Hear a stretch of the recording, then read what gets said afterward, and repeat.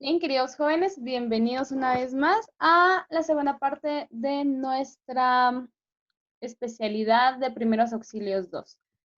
Vamos a hacer una breve mención de lo que estuvimos aprendiendo. Vimos qué quiere decir estas siglas muy conocidas, EPPE. Conocimos el ABC del socorrista, cada uno de los pasos, y pues acá podemos encontrar eh, lo que una persona puede hacer cuando se encuentra con alguna víctima y ésta necesita auxilio. También nuestro invitado de esta oportunidad, nuestro hermano Rubén López, nos mencionaba acerca de el infarto, el ataque al corazón comúnmente llamado, y el derrame cerebral. Aquí también pudimos mencionar sobre los torniquetes, la aplicación de este y un ejemplo. Pudimos ver que si se deja mucho tiempo el torniquete en el brazo o en la pierna, este puede dañar los tejidos.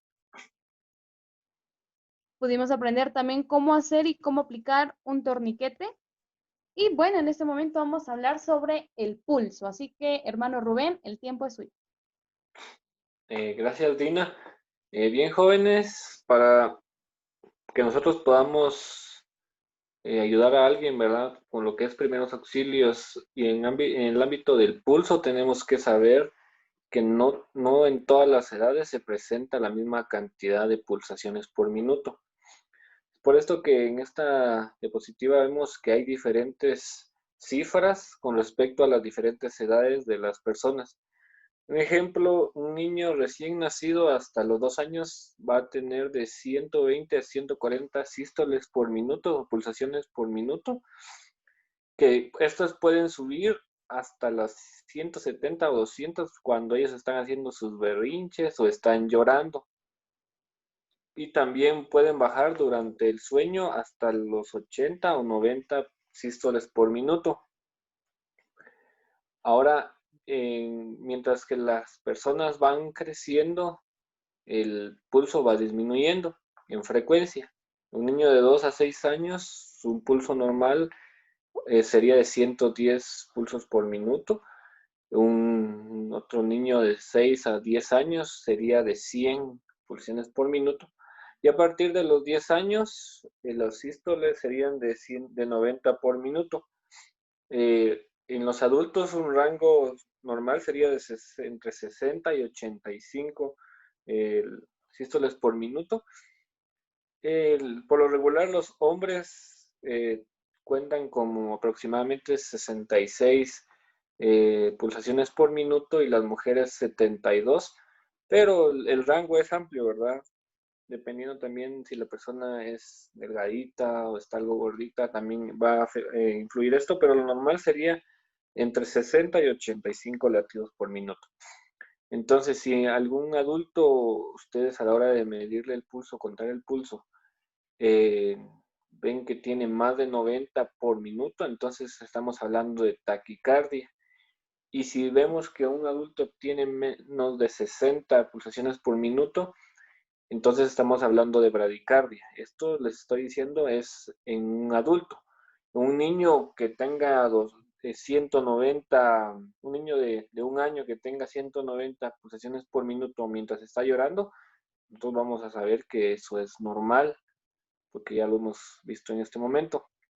No nos podemos alarmar si un niño de 5 años va a tener 110 pulsaciones por minuto, vamos a decir, ¿tiene taquicardia? No, ya hemos visto que eso es normal en ellos.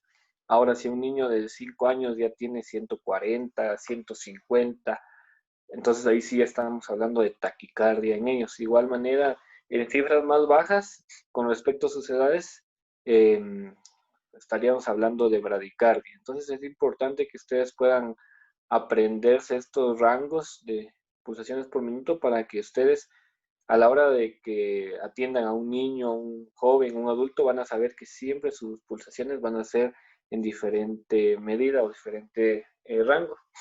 Muy Entonces bien. vamos a pasar a la siguiente.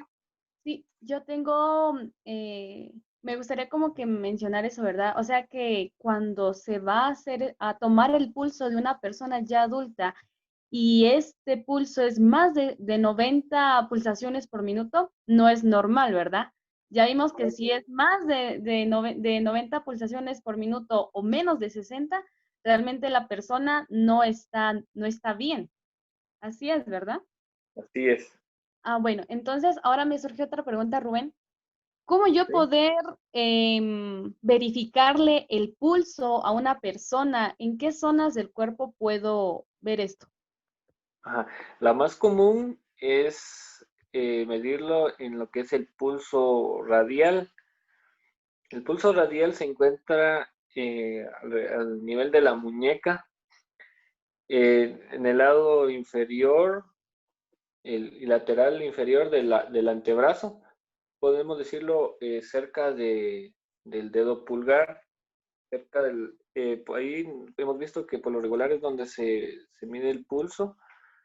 El pulso radial es el que más se palpa para identificar las características del pulso. Otros son el carotidio, el braquial.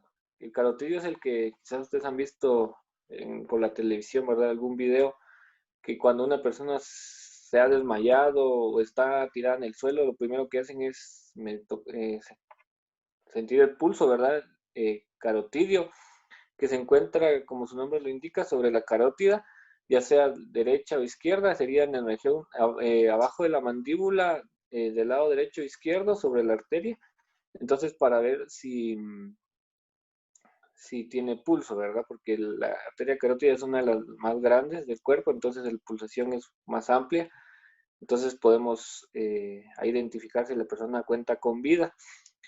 Pero hay diferentes lugares donde se puede medir el pulso, ¿verdad? Que hay una imagen donde ustedes pueden ver varios lugares, pero como les digo, ¿verdad? Los más comunes es el radial, que es en el lado, en el antebrazo, en su porción inferior y lateral, del lado del dedo pulgar, y del lado del dedo meñique está el pulso cubital, el carotidio a nivel debajo de la mandíbula, sobre el músculo eh, esternocleidomastoideo o sobre la arteria carotidia, y el pulso humeral o braquial, que quizás ustedes han visto cuando se toma la presión de las personas, se hace sobre el pliegue del codo, entonces sobre el lado interno del brazo, podemos ahí también sentir el pulso braquial. Son los más comunes. Después estaría si la persona no tiene zapatos ni calcetines, ¿verdad? Se puede por el tibial posterior, que se encuentra en el malleolo externo, o sea, en la parte, perdón, malleolo interno, en la parte interna del tobillo, por donde está el tendón de Aquiles, incluso también delante, en el ángulo interno del ojo, que sería el, el pulso nasal, y delante del trago del oído, ¿verdad? Sería el pulso tragal. Entonces, hay varios, ¿verdad? Pero, como les digo, los más importantes y más rápidos de acceder son el radial, carotidio, humeral y cubital. Algo importante, si ustedes ven en la parte inferior de la imagen, es que hay maneras incorrectas para el pulso, porque no lo podemos hacer con la punta de los dedos o casi con las uñas, ¿verdad? Porque estaríamos ejerciendo más presión, estaríamos más presionando que palpando. Y a la hora de medir el pulso tiene que ser un tacto suave, porque si usted presiona con fuerza, su misma presión va a impedir que se sienta el pulso, o incluso va a impedir lo que decíamos hace un momento, que siga pasando la sangre, ¿verdad? Entonces va a impedir el pulso. Y algo importante también es que nunca debemos de medir el pulso, contar el pulso con el dedo pulgar, ya que si usted pone su dedo pulgar sobre un mueble, sobre la televisión, sobre la pared, va a sentir un pulso. Entonces, sería lógico decir que el mueble o la pared tiene pulso, ¿verdad? Sino que lo que sucede es que el dedo pulgar tiene su propia pulsación. Entonces, si usted viene y quiere tomarle el pulso a alguien con el dedo pulgar, lo que va a estar sintiendo es el suyo y no el de la persona, ¿verdad? Entonces, es importante hacerlo con la yema de los dedos del dedo índice, medio y también el anular, pero es más fácil, ¿verdad? Es únicamente con el índice y el medio. No sé si hay alguna pregunta. Pues es un tema muy importante.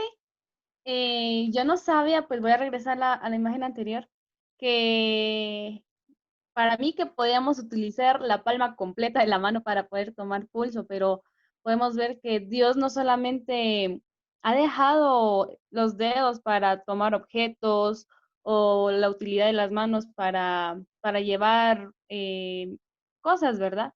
Sino que también las mismas yemas de los dedos, exactamente estos tres que tú mencionaste, ayudan para poder aplicar y poder tomar el pulso de una persona. Así que podemos ver que Dios es un Dios creador lleno de sabiduría, que hasta en lo más simple que podemos decir que son las yemas de los dedos, son muy útiles. Así que, bien, vamos a pasar a la siguiente y me gustaría que tú Quizás puedas... algo importante antes de pasar al siguiente sería la hora de la medida del pulso. O sea, como decíamos, digamos, una persona de 20 años tendría que tener entre 60 y 85 o menos de 90 pulsaciones por minuto. Entonces, a veces sucede que es un accidente o es una situación de estrés, algo rápido, ¿verdad? Entonces no podemos pasar un minuto entero ahí contando, uno, dos, tres. Cierto. Lo que se hace es de que durante 15 segundos se toma el pulso. Suponga usted que la persona durante los 15 segundos tuvo 20 palpitaciones, ¿verdad? O 20 pulsaciones, entonces solamente multiplica ese 20 por 4, ¿verdad? Porque el minuto tiene 60 segundos, ¿verdad? Entonces 60 dividido 15 son 4, ¿verdad? Entonces al multiplicar las pulsaciones de 15 segundos, ¿verdad? Por 4 da el minuto completo. Si usted todavía quisiera estar un poquito más seguro, puede pasar 30 segundos, o sea, la mitad de un minuto, y ya lo multiplica por 2, o sea que si en un minuto usted, perdón, en 30 segundos usted cuenta que hubieron 40 pulsaciones, entonces lo multiplica por 2 y automáticamente sería 80 pulsaciones por minuto, que sería algo normal. Ahora, Ujú. si usted encuentra que ya está en 120 o más, ¿verdad? Eso significa taquicardia. Entonces, es de llevar rápido a la persona como personal médico. Muy bien. Muchísimas gracias, Rubén, por esa información. Vamos a pasar al siguiente tema que es algo muy importante, es la epilepsia. Háblanos acerca de esto. Considero que muchas veces nosotros como seres humanos nos hemos encontrado frente a, o hemos conocido a alguna persona que es epiléptica o que ha padecido convulsiones, ¿verdad? Entonces, menciónanos sobre este tema. Ujú. Aquí en lo de la epilepsia, quisiera citar primero la palabra de Dios. En Mateo 17:15 dice: Señor, ten misericordia de mi hijo porque es epiléptico y sufre terriblemente porque muchas veces cae en el fuego y muchas veces en el agua. Este versículo es importante para que nosotros entendamos la severidad de la epilepsia. La epilepsia es una condición donde el cerebro trabaja con corrientes eléctricas, ¿verdad? Son pequeñas, pero el cerebro, hay corrientes eléctricas y cuando en el cerebro, por medio de las neuronas, no hay un buen contacto, una transmisión de la información, muchas veces estas corrientes eléctricas defectuosas provocan lo que es las epilepsias. La epilepsia puede suceder al resultado de un golpe, ¿verdad? Quizás cuando los niños, ustedes saben que son muy juguetones, se suben a lugares altos o peligrosos y se caen y se golpean la cabeza, pueden provocar que se produzca la epilepsia, ¿verdad? Más adelante en ellos, también como resultado de fuertes fiebres o también hereditario, ¿verdad? Pero cuando una persona es epiléptica, el mismo versículo dice, que muchas veces cae en el fuego y otras veces en el agua. O sea, esto quiere decir de que la persona cuando está cursando una crisis de epiléptica pierde totalmente la conciencia, o sea, realmente al suelo y sobre lo que esté. Supónganse que este niño que habla la Biblia estaba cerca del fuego, ¿verdad? Quizás estaba ayudando al papá o a la mamá ahí cerca del fuego y le dio el ataque epiléptico. El niño no estaba diciendo, ay, hay fuego, no voy a caer ahí, no, sino que pierde totalmente el conocimiento, o sea, la facultad del dominio propio de su cuerpo y cae por efecto de la gravedad sobre lo que esté, ¿verdad? Entonces esto es una de las cosas peligrosas del que si un niño o un joven que pica la orilla de un río, imagínense, y el versículo dice muchas veces cae en el agua, ¿verdad? Puede morir ahogado porque cae al río, ¿verdad? Y él ya por la condición en la que está no puede actuar por sí mismo, ¿verdad? Entonces, por eso es importante cuando nosotros conocemos a alguien que sufre ataques epilépticos, ¿verdad? También eh, resguardarlos un poquito. La verdad, a veces quizás no están cerca del fuego o cerca de situaciones peligrosas, pero sí ellos mismos pueden provocarse daños durante la crisis epiléptica. Entonces, ¿qué debemos de hacer? Debemos colocar cuidadosamente algo entre sus dientes. La mayoría de nosotros, más de alguna ocasión que hemos estado comiendo, ¿verdad? A veces estamos platicando o qué sé yo. Venimos y nos mordemos, por decirlo así, comúnmente si nos mordemos el cachete, ¿verdad? Si nosotros mismos, ¿verdad? Y qué doloroso es. Entonces, esta parte interna de la boca, ¿verdad? Se También. le llaman los carrillos. Ajá. Entonces, imagínense qué doloroso es cuando usted se muerde la lengua o se muerde los carrillos, pero usted lo hace sin querer, ¿verdad? Fue un accidente, pero lo hace tal vez de una manera fuerte, en cambio, perdón, leve. Pero ellos en los movimientos son tan fuertes, o sea, los choques eléctricos en el cerebro son tan fuertes que los movimientos en su boca no lo pueden controlar y se muerden la lengua. Han llegado a situaciones que incluso llegan a quitarse un pedacito de lengua, ¿verdad? Con los dientes. O se lastiman los carrillos. Por eso cuando ellos empiezan a veces a sacar espuma de su boca, sale con sangre porque ellos mismos se han mordido la lengua o los carrillos, ¿verdad? Ya cuando pasa la crisis epiléptica, imagínense la molestia que ellos van a tener en su lengua o en sus carrillos por las mismas heridas que ellos se provocan. Entonces hay que colocarles algo entre los dientes, ¿verdad? Pero es algo que no debe provocar más daño del beneficio que va a ejercer. Por ejemplo, si usted viene y mira que solo hay ¿qué digo yo? Un lápiz o un pedazo de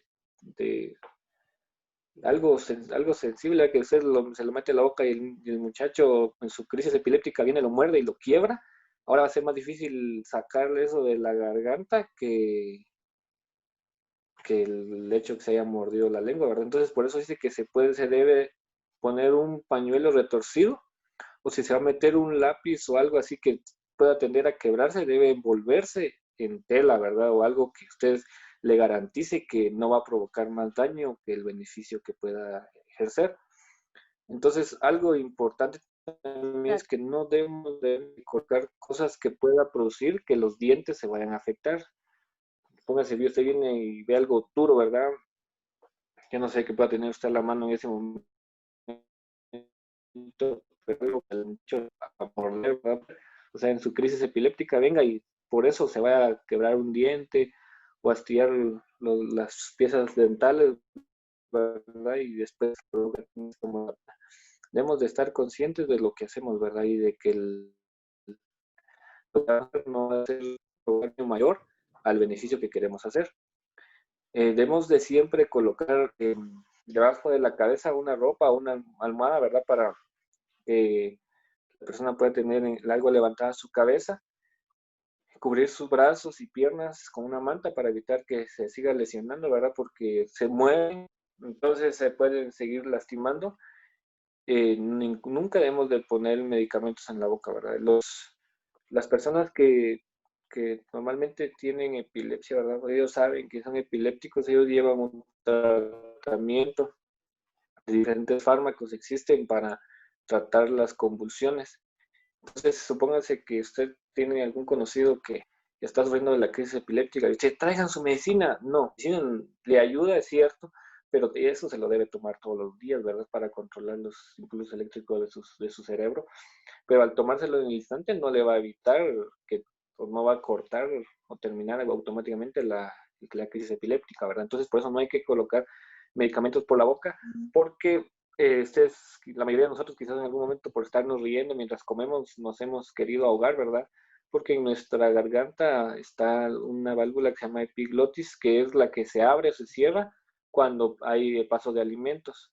Y a veces por un mal movimiento o sin querer, ¿verdad? A veces entra agua o un pedacito de comida en esa válvula, entonces cuando nosotros empezamos a toser, por nuestro cuerpo automáticamente tiene ese reflejo de sacar ese cuerpo extraño para que no vaya a las vías aéreas o a los pulmones, ¿verdad? Entonces nunca debemos dar medicina o medicamentos por la boca cuando la persona está teniendo crisis epilépticas porque puede, sin querer, viajar a los pulmones.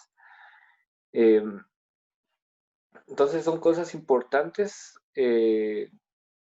Solo debemos de mantener a la persona libre de lesiones, ¿verdad? De daños.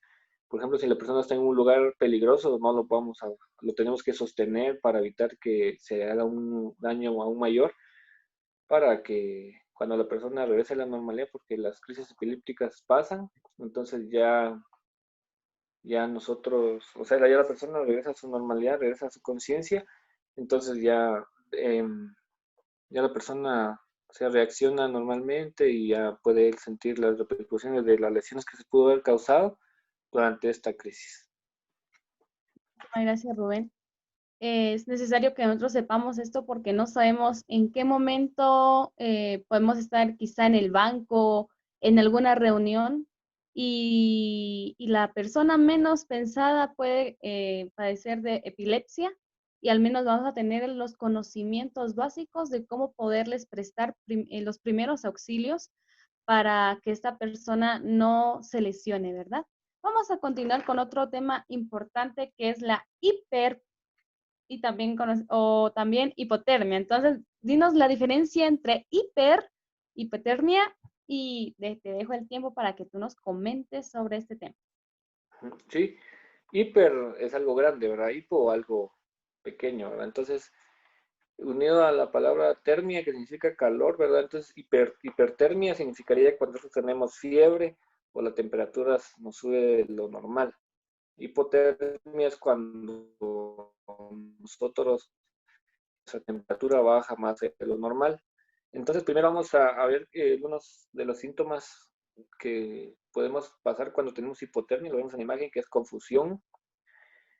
También nuestros labios, ¿verdad? Se tornan un color azulado, o sea, la piel se pone pálida y fría, nos ponemos somnolientos, tenemos el control incontrolable, ¿verdad? Muchas veces todos hemos tenido frío, pero aquí en Shell la verdad que a veces hace mucho frío y aunque nos abriguemos siempre seguimos temblando, es algo que no podemos controlar, pero es algo que nuestro cuerpo hace como para formar calor, crear calor. La frecuencia cardíaca o respiratoria también se pone lenta, y eso vamos a verlo más adelante, y tenemos debilidad y pérdida de la coordinación. Pero los signos más importantes es que nuestros labios, ¿verdad? Y manos, siempre a veces, dependiendo de nuestro color de piel, ¿verdad?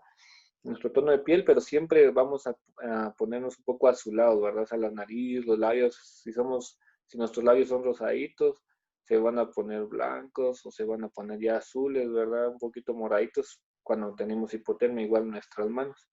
Vamos a pasar a la siguiente, porque ustedes también tienen que saber que todo en nuestro cuerpo tiene una normalidad. Si sale de ahí, automáticamente, si sube o baja, como lo vimos en el pulso, cae a un descontrol, ¿verdad? Y también tiene consigo diferentes repercusiones.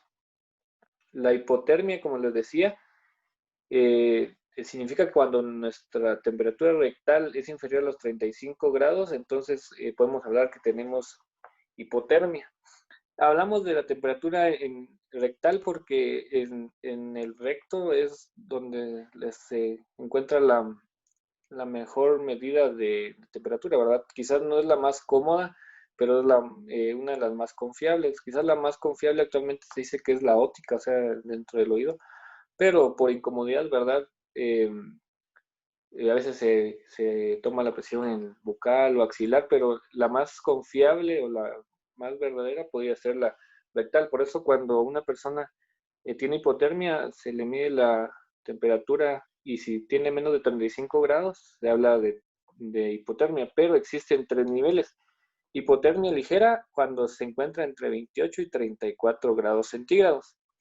Y es frecuente que por la acción del frío, ¿verdad? Puede pasar por frío o por algunos tóxicos que a veces las personas sin querer ingieren, ¿verdad? Entonces son cosas que hacen que el sistema regulador de la temperatura que tenemos en nuestro organismo descienda. Profunda si está de 17 a 28 grados centígrados, y muy profunda si es inferior a los 17 grados centígrados, pero ya menos de 17 grados centígrados ya prácticamente es incompatible con la vida. Debemos de mencionar que la temperatura normal de una persona es de 36.4 grados tomado, ¿verdad? En la región bucal, o sea, en la boca, que es donde por lo regular se toma la temperatura, ¿verdad? Que es el lugar más cómodo que decíamos. Entonces, debemos también siempre tener cuidado a la hora de tomar la temperatura. Si nuestro termómetro es un termómetro de mercurio, tener cuidado a que no se vaya a quebrar, ¿verdad? Porque ustedes saben que el mercurio es tóxico, entonces debemos de evitar que el mercurio, pues, el termómetro se pueda quebrar por cualquier circunstancia, porque se puede derramar el mercurio que tenga dentro, aunque sea muy poco, pero puede afectar en algo, ¿verdad? Entonces también debemos de tratar de ver de que antes de que tomemos la temperatura, el termómetro no esté arriba de los 37 grados, ¿verdad? 36 grados, porque entonces no nos va a marcar bien la temperatura, sino debe estar siempre en el nivel más bajo para que podamos confiar plenamente en la medida de temperatura, en lo que es un termómetro de mercurio. Ya en los eléctricos o en los otros que existen entonces ya no, en el cutáneo, entonces ya no existe tanto problema porque ellos marcan desde cero, ¿verdad? Empiezan a marcar desde cero. Ahora lo que es la fiebre, eh, la hipertermia, ¿verdad? Es mayor de 37 a 38 grados, estamos hablando de febrícula, o sea, cuando quizás la mayoría hemos tenido fiebre, y entonces vemos que empezamos a que se empieza a subir nuestra temperatura. Si está entre 37 y 38 grados centígrados, estamos hablando de febrícula, y si está por encima de 41 grados, hablamos de hipertermia. Entonces, recuerden algo importante, que cada vez que sube nuestra temperatura corporal, sube un grado, entonces el pulso aumenta en 10.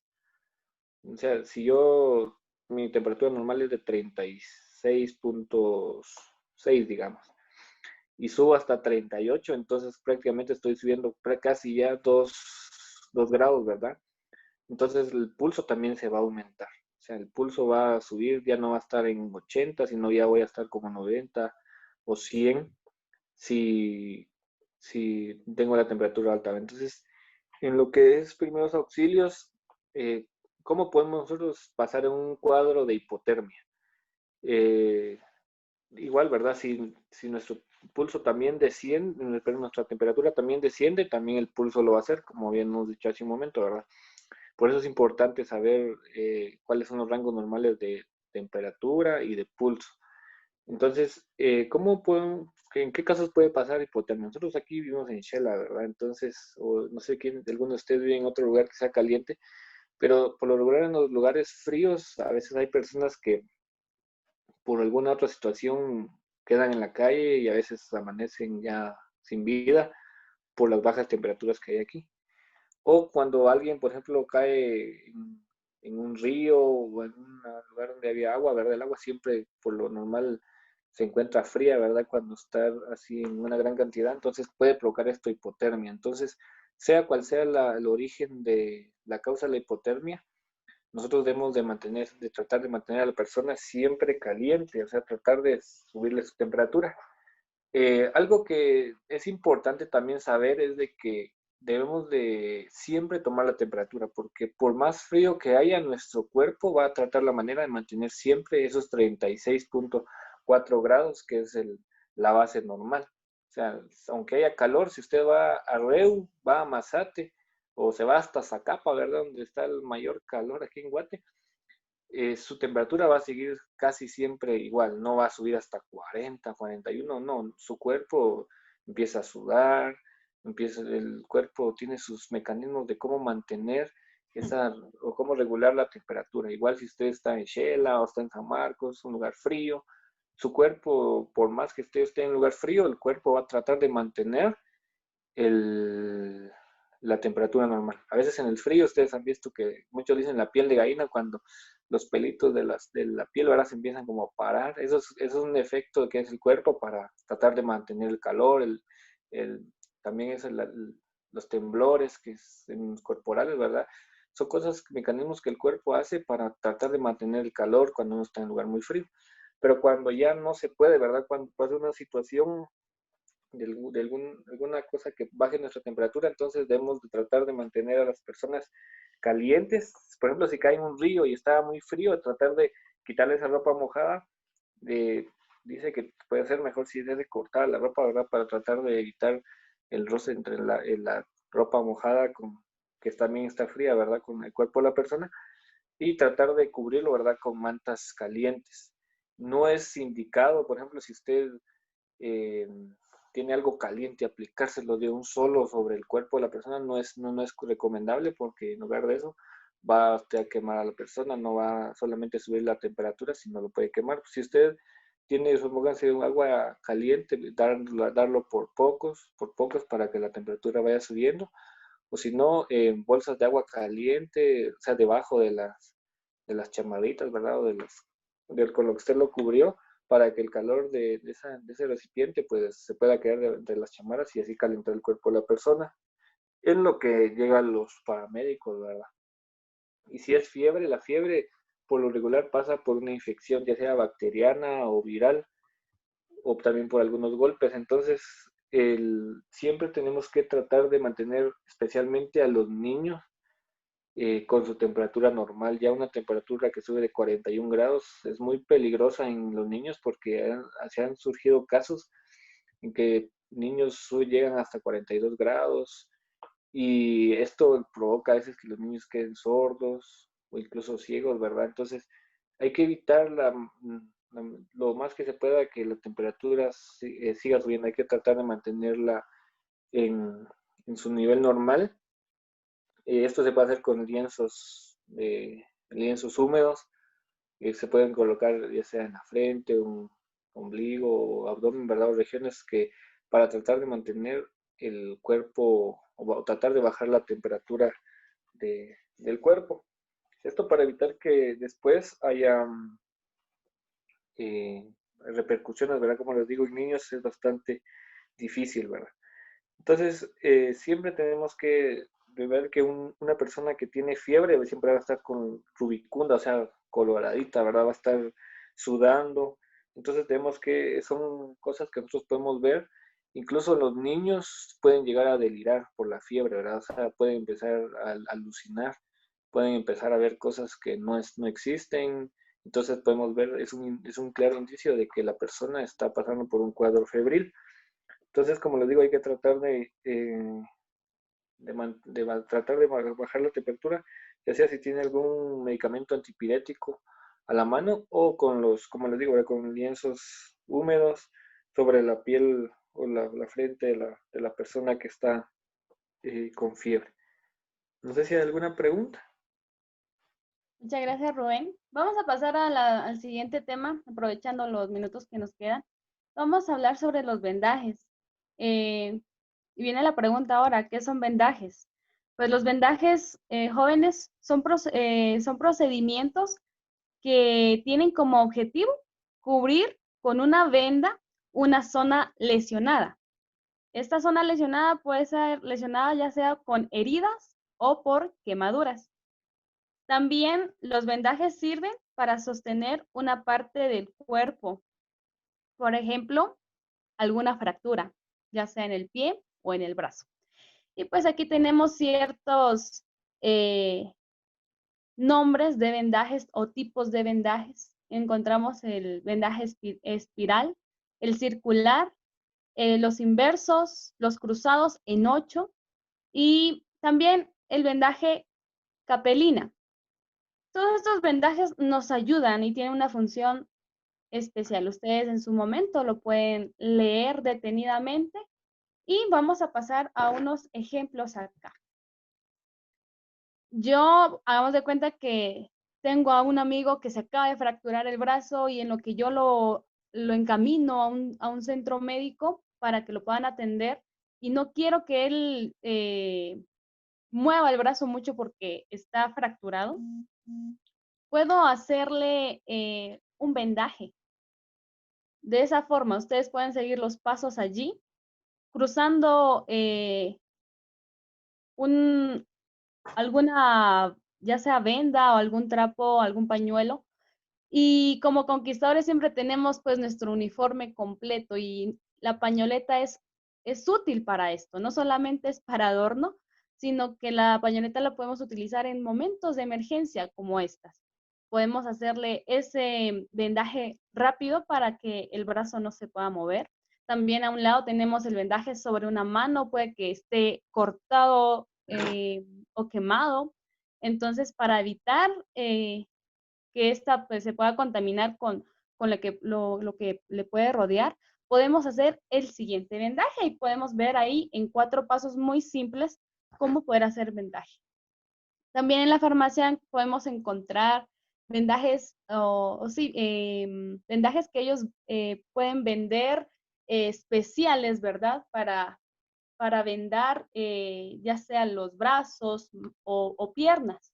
Y pues aquí podemos encontrar, hagamos de cuenta que alguien está cortando y por accidente se ha cortado la palma de la mano. ¿Cómo evitar que le fluya la sangre, evitar que se desangre? Hacerle rápido un vendaje. Recordemos que de esa manera vamos a evitar que la persona pues sufra de alguna hemorragia frecuente, ¿verdad? Entonces, queridos jóvenes, más que agradecerles porque ustedes pudieron estar con nosotros en esta reunión y vamos a terminar acá con una oración. Vamos a orar agradeciéndole a Dios por esta instrucción dada a cada uno de nosotros. Oremos. Querido Dios que estás en el cielo, te damos muchas gracias, Padre Celestial, porque hemos aprendido hoy la manera en cómo podemos ser útil y prestar nuestro servicio al necesitado. Señor, hemos aprendido los procedimientos para poder brindar primeros auxilios. Pero Padre, esto nos viene a recordar a la mente que Cristo Jesús fue la persona ideal quien vino a salvar nuestra vida cuando realmente se estaba agonizando por el pecado. Gracias Jesús por ese sacrificio que hiciste por nosotros. Ahora Padre, ayúdanos a hacer luz, a ser instrumento de gran ayuda para cada persona necesitada. Que estos conocimientos lo podamos poner en práctica. Te agradecemos, Padre, por tus bondades y por tus bendiciones. En el nombre de Jesús, amén. Que el Señor les bendiga y vamos a esperar que pues todos puedan recibir esta clase y que sea de bendición para cada uno de nosotros. Amén.